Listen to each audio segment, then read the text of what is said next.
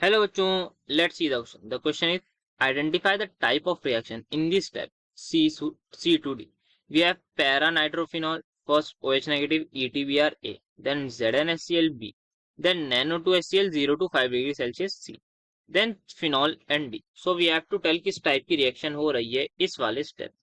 So यहाँ पे जो की कंसेप्ट हमारा यूज होगा वो हमारा यूज होने जा रहा है benzene diazonium chloride. Benzene diazonium chloride. तो सबसे पहले हमें दे रखा है पैरा नाइट्रोफिनॉल. सो पैरा पर हमारे पास नाइट्रो ग्रुप है and then we have simply phenol.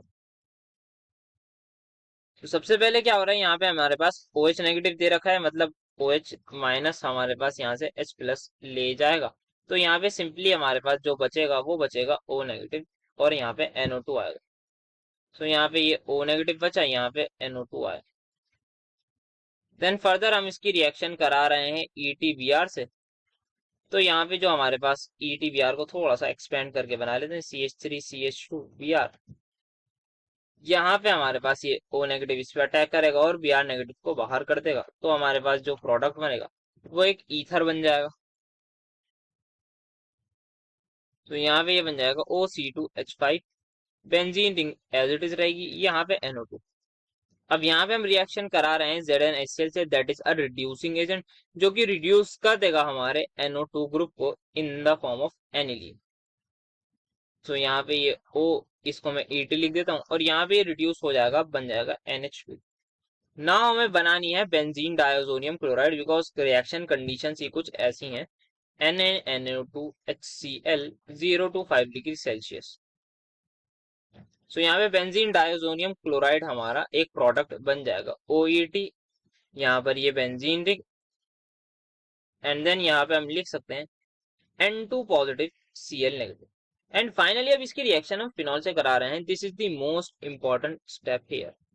यहाँ पे ये एज इट इज रहेगा. यहाँ पे हमारे पास ये बेंजीन रिंग है और यहाँ पे इसका स्ट्रक्चर अगर ड्रॉ करना चाहें तो यहाँ पे ये कुछ इस तरीके का स्ट्रक्चर होता है, that is this.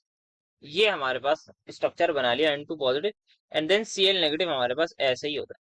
So Cl negative को अभी के लिए नहीं ड्रॉ करते हैं. तो यहाँ पे ये हमारे पास बेंजीन डाइअज़ोनियम क्लोराइड को थोड़ा सा ओपन करके बनाए.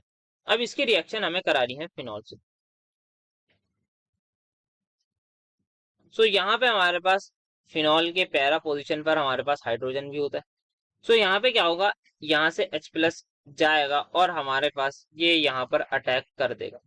तो यहाँ पे जो इलेक्ट्रोफाइल है वो हमारे पास ये वाला पूरा का पूरा कंपाउंड ये हमारे पास बिहेव करेगा एज इलेक्ट्रोफाइल. एंड फाइनली जो हमारा प्रोडक्ट बनेगा वो प्रोडक्ट भी ड्रॉ कर लेते हैं. सो यहाँ पे OH, यहाँ पे फिनॉल की ये रिंग एज इट इज रहेगी. यहाँ पे जो बन जाएगा, अब यहाँ पे N डबल बॉन्ड N बन जाएगा. देन यहाँ पे हम देख सकते हैं यहाँ पे ये हमारे पास दिस. सो यहाँ पे क्या हुआ है, यहाँ पे एक इलेक्ट्रोफाइल गया, दूसरा इलेक्ट्रोफाइल आया. सो वी कैन क्लियरली से it is electrophilic substitution reaction.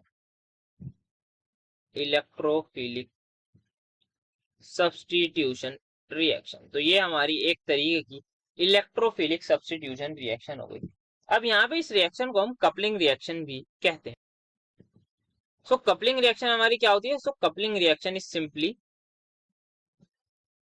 हमारे पास जब भी फिनॉल की रिएक्शन या फिर एनिलीन की भी, but generally use for phenol की रिएक्शन जब भी बेंजीन डाइअज़ोनियम क्लोराइड से होती है तो उस रिएक्शन को हम कहते हैं कपलिंग रिएक्शन भी. Benzene diazonium chloride.